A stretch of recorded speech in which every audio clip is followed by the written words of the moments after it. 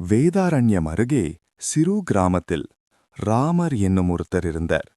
அவர் தினமும் அதிகாலை எழுந்து விளக்கேற்றி மந்திரங்கள் சொல்லி பூஜை செய்து கடவுளை அழைத்தார். ஆனால் அவருடைய மனதிலோ நான் தான் உண்மையான பக்தி கொண்டவன் என்ற ஒரு அகம்பாவம் வளர்ந்தது. ஆனால் அதே ஊரில் கிருஷ்ணன் இருந்தான். அவன் ஒருபோதும் கோவிலுக்கு சென்றதே இல்லை, பூஜை செய்ததே இல்லை, விரதம் இருந்ததே இல்லை. ஆனால் மனிதர்களுக்கு உதவுவதில் அவர் ஒருபோதும் தவறவில்லை. பசியோடு வந்தவர்களுக்கு உணவு, துயரத்தில் இருந்தவர்களுக்கு ஒரு அன்பான வார்த்தை. ஒரு நாள் அந்த ஊரை பெரிய வெள்ளம் சூழ்ந்தது. மக்கள் பயத்தில் நடுங்கினர், உயிரை காப்பாற்ற போராடினர்.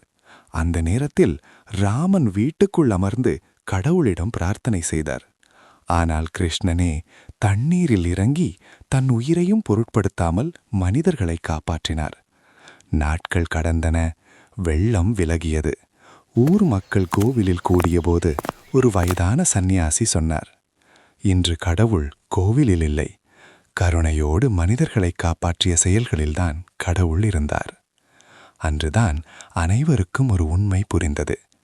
பூஜை கடவுளை நினைப்பது, ஆனால் பக்தி கடவுளைப் போல நடப்பது. கருணையுடன் வாழுங்கள், அங்கேயே கடவுள் இருப்பார்.